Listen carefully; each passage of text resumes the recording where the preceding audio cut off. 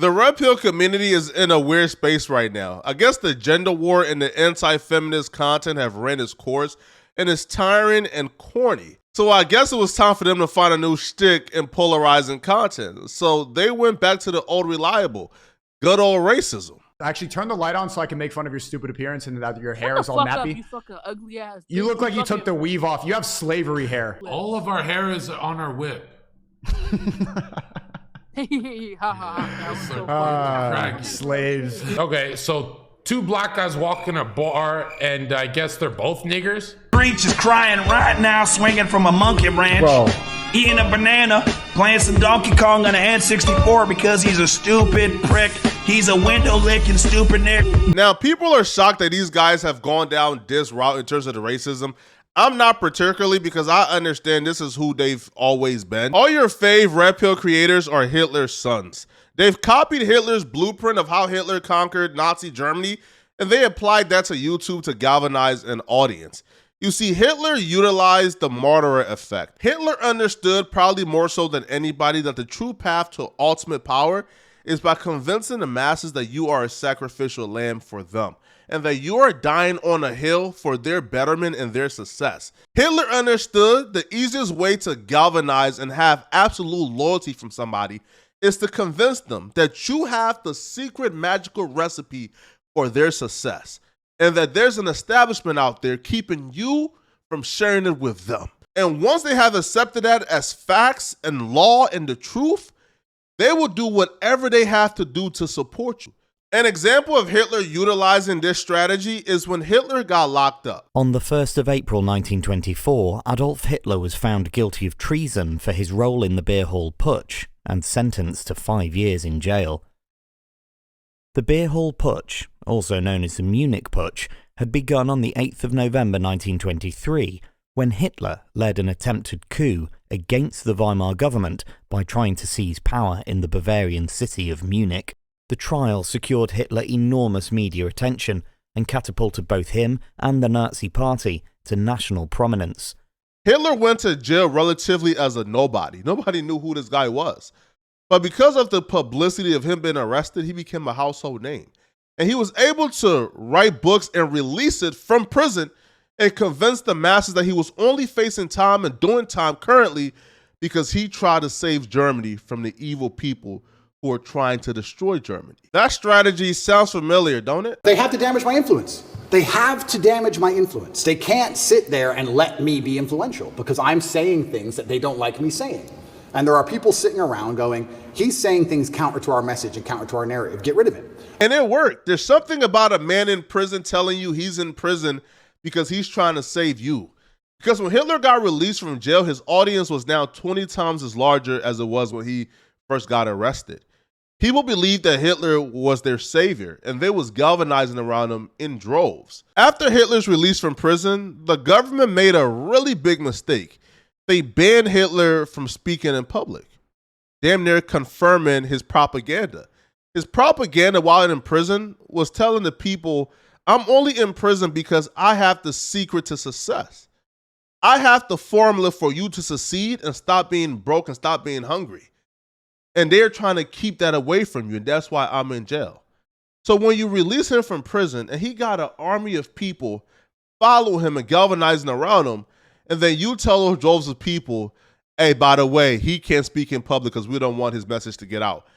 They internalize that as, they're trying to keep him away from giving us the secret to success. Some states had banned him from speaking, and he used this fact to his advantage, displaying the clever use of propaganda that helped bring him power and that he later used shamelessly to cover his real intentions and heap blame and falsehoods on others. Red pill creators utilize this strategy more so than anybody else. If you see YouTube or the establishment give them a copyright strike or a community guideline strike or take down one of their videos for breaking TOS, the first thing they go to is the Matrix is after me. It got 1 million views in a day, which is literally amazing. And then YouTube decided to age restrict my video, meaning that everyone has to be signed in to watch it, which I don't think the majority of people are signed in. And it has to say that they're above 18 on their account. So Now, the Matrix is coming for... YouTube age restricted your video, brother. The Matrix isn't coming for you. But they do that specifically to manipulate you and to galvanize you.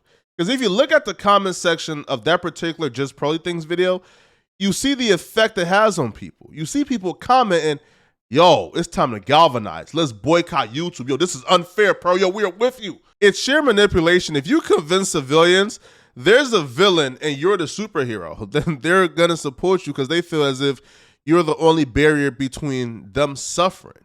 Even Sneeko broke down exactly how being canceled has benefited him. I would say that my voice is more prominent now than it has been even when I had YouTube, because you kind of get martyred in a sense. And so I can do these guest appearances and say what I have to say. My life has actually been better since the deplatforming. At least Sneeko is honest with his manipulation, right? Presenting myself as a martyr to you guys in the masses has convinced you guys that my words and opinion holds more weight. And that's a plus for Sneeko. So being canceled isn't a bad thing for these Red Pill dudes. And a lot of these Red Pill dudes will even go out of their way to get canceled or come across as if they did get canceled. Another blatant strategy of Hitler that a lot of these Red Pill creators copy just outright is the self-help method. This was where the National Socialists scored points. They did not spend all their time haranguing those in power. They cleverly offered a sense of identity, of community, of optimism. They organized self-help programs, work pools, and soup kitchens. Their reasoning and solutions seemed more and more acceptable to Germans struggling to survive. I'll be here all day if I name you guys the Red Pill creators with self-help books. It's safe to say they all got it, man. Fresh and Fit, Sneeko, Andrew Tate, Just Pearly Things, Hafiz. Everybody has it, and Hitler was the first one to really break down the science behind it. You see, it's classical conditioning. See, a hungry person unconditioned response to food is they feel fulfilled and satisfied if you give a hungry person food. So you take, let's say, a radical idea, you pair it with food and give it to the hungry person. They will still be fulfilled because they got food. Well, you pair up the radical idea with food enough times that now they're classically conditioned to feel fulfilled when they hear the radical idea. Case in point, a dog unconditioned response to treat is to salivate. His response to a bell, well, is nothing, it's a bell. You pair the food with the bell enough times that when you take away the food, his response to the bell will be to salivate. And it's no coincidence that these Red Pill creators yearn and desire the same demographic as Hitler. They desire young men under 30 years old who are lacking purpose in their life. The future, it was the youngsters that came in for his particular attention. Excitement, friendship, status within a strong group, paired with discipline and a life outside of the restrictions within the family, all appealed to the German boys. Some 2/3 of the Sturmabteilung, the SA, were under 30 years old. They both desire the same demographic of young men under 30 years old because they both understand if you classically condition enough young men in a nation to feel fulfilled when they hear your radical ideas, then they would defend your radical idea to the death. And you get enough of those young men in the country on your side, then the country is yours. And there's no stopping you. And the Red Pill creators understand this. But fortunately for us, unlike Hitler, whose mission was to take over a country and commit genocide, all these Red Pill dudes really want to do with their influence after galvanizing a bunch of young men is to enrich their own pockets and live like kings and millionaires. So I guess we can sleep easier at night knowing they're not as ambitious as Hitler. But the only thing stopping these Red Pill dudes from turning into Hitler or being as influential as Hitler, well, it's you. So utilize your attention correctly, right? If you like this video, click on this video right here to find out why hip-hop media is headed into a dangerous direction. I'm going to see you guys in this video, right? Peace.